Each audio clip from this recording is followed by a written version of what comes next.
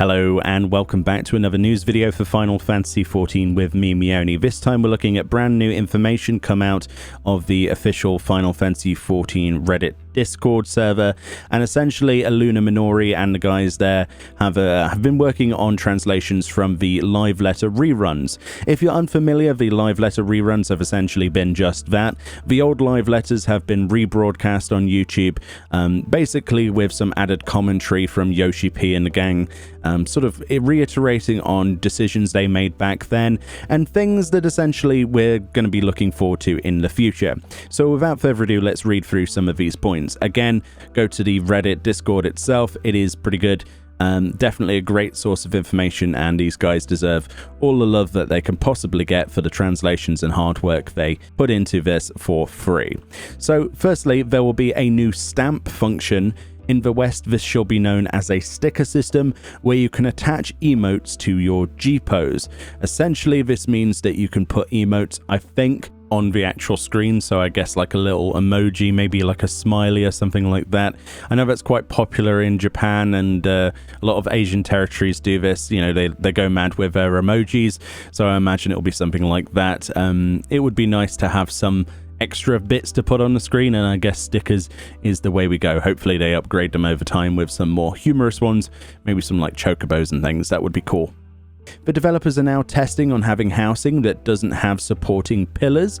Apparently that's the thing, so we're going to get, I don't really know what would come from that, but apparently floating housing with no supporting pillars. I don't know really what they want to get from that aesthetically. I can't for some reason in my mind picture a house without supporting pillars, but there's that for sure. I guess those front pillars next to the entrance, is that what they mean? I'm not really sure. I'm excited for sure. Anything to do with housing is going to be fun. Next point says, Yoshi P's reason on not patenting the cross hotbar function is because rather than apply for patent on the feature they've created, it is better to spread and expand the genre. So essentially the cross hotbar thing is something that they're letting anybody use, which is quite surprising. Usually game developers and people behind games don't really allow for a lot of the functions they come up with to be used in other products, but apparently you can use that to your heart's content. So hopefully we see a lot of other MMOs use that same function, because the cross hotbar system is an absolute pleasure for sure, in my opinion. Next point says, there may be new merchandise in the future. Maybe a mug, he says. Ooh, I wonder what mug. If you're interested in actual mugs that look pretty good, you can check out my own Teespring store. A link will be in the bottom there. Just below this video, there should be a merch link. I might as well plug my own merch since we're talking about merch as well. We've got some new stuff on there, including phone cases and some new mugs that you want to check out. But apparently, they're actually getting some official mugs as well, perhaps, on the store, so I'm hyped for that. So now we've got some more information from the next letter from a producer live that they reran. They said the designer assigned to create Crystal Tower was the same one who made Eden 6, which is Furor. So that's quite interesting. You can probably see, I mean, I can't really feel any design influences from that personally, but that's good to know. During the initial housing prices, there was a huge uproar regarding the price listing, and it even went serious to the point of asking Yoshi P to resign. Yoshi P at that time did feel responsible, and he did think of actually resigning. The ridiculous pricing made at the time was based on record of the gills earned by legacy players, but looking back, he did admit that his decision was overall short-sighted, and he felt bad for the criticisms he received from the players about it. From there on, he learnt the lesson that if they were to make any mistakes, he will need to think of something to regain back the trust and never repeat it anymore. Interesting. So he actually did consider resigning after people complained about housing prices. That's kind of insane to me personally. Yeah, I guess there really is that culture difference. Very, very scary indeed, that sort of stuff, but it just shows you how much he cares ultimately. Next it says, the patch name through the Maelstrom for patch 2.2 was initially named Heart of the Maelstrom. Ooh, that would have been actually a way better name now I think about it. So there's lots of really cool sort of commentary tidbits that you can get from this for sure. Definitely worth looking into. Apparently Eggy related conversations were touched, but unfortunately Yoshi P didn't comment any further. That is still something to come in the future. We can't talk about Eggy yet. implying that yes, something related to Eggies, perhaps new glamour or new Eggies, will come in the future, just unspecified. That should make anybody sort of asking for that sort of stuff, like everybody has been for the longest time, get pretty hyped for that. So they are working on stuff. It's not like they've completely forgotten about it and promised something they're not delivering. It's just not anytime soon. So that's a nice piece of information to take from this. Regarding Pseudo Kenji, the designer of Ultimate Call of Bahamut, Yoshi P commented that he is still doing well. Hiroshi Takai, the assistant director of A Realm Reborn, is also doing well. I believe those people may have been involved in coronavirus. I can't remember exactly, but I hope they're well personally as well.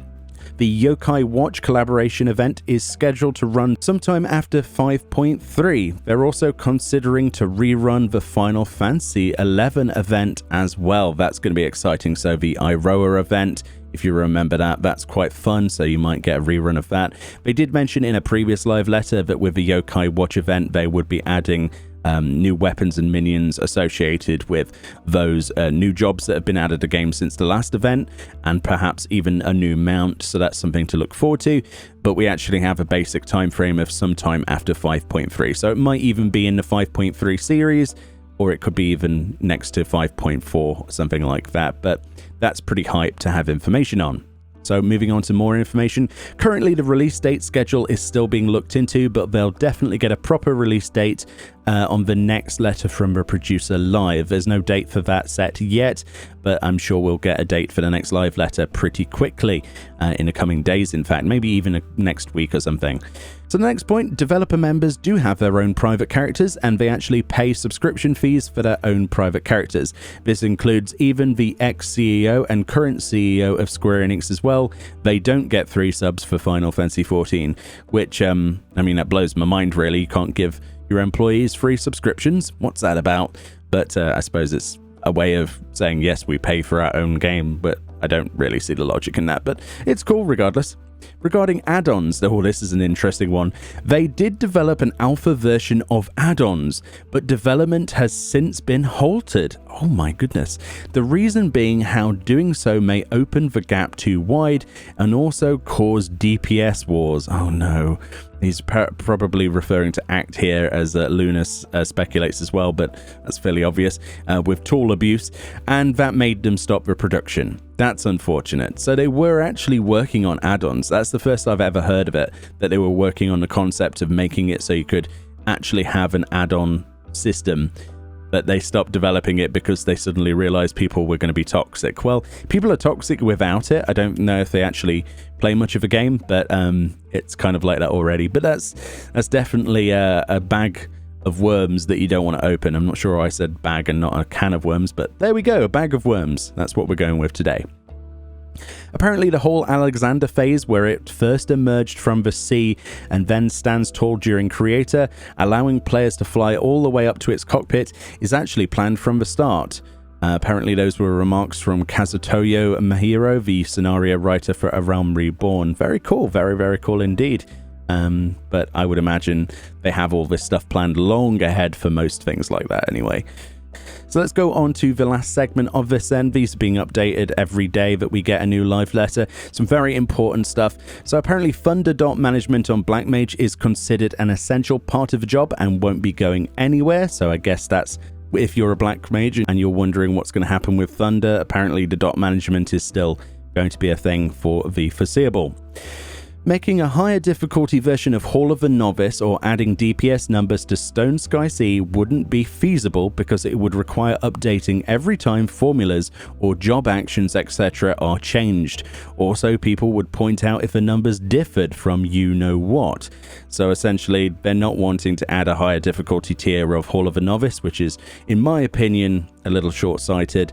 I think personally that a different version of Hall of the Novice should be put in to basically understand some of the finer details and more advanced details of each of those classes, especially if you're a tank or a healer, but it is what it is, and they have no plans for that at all. So next one, very interesting, quite relevant to people who have been asking me questions on Tea Time lately. The graphics engine update isn't possible with a current schedule, and it would definitely be a detriment if they had to make less graphical assets because they were updating the engine. So they're not confirming that there isn't going to be a graphical update at some point in the future. They're just saying currently it's not something they can actually do with their current schedule. So that's very interesting to me. I guess this is all in the pipeline. It does sort of point towards the idea that maybe we might see a graphical update before this game gets a bit too long in the tooth. Some people have commented recently that the game looks a bit dated. Personally, I feel maybe a bit rose-tinted from my perspective, but I feel that the game looks quite stellar in its current form. But I guess a graphical engine isn't completely off the table, just not anytime soon, which is completely understandable. Next, Yoshi P says he recommends certain classes for beginners to the game, and his recommendations are Conjurer, Lancer, and Pugilist. Conjurer I can understand, Lancer I can understand to some degree. Pugilist, however, when it turns into Monk and at endgame especially, I feel personally has quite a high skill ceiling, but that's my own opinion. But those are his picks. Basically, Conjurer, Lancer, and Pugilist. Very interesting to know. Next up, very interesting piece of news then that really got me quite excited to make this video is that mounts designed for 5 or more people are being looked into. Now, this isn't something new. They actually mentioned this a long time ago, asking what the maximum amount of players would be on a mount. And I don't think they really said there would be a limitation on that, but they did say in this rerun with a bit of narration that Yoshi P and the team are looking into mounts for 5 or more players.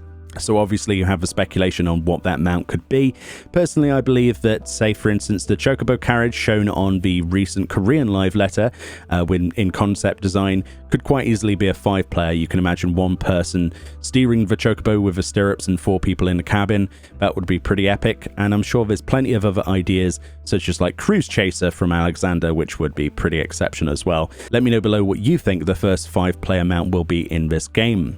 All development is being done remotely now, they say, and is proceeding at pretty much the regular pace, so I guess 5.3 will be scheduled for July. We still don't have a date on that or even for the next live letter, so I guess we stay tuned for that information.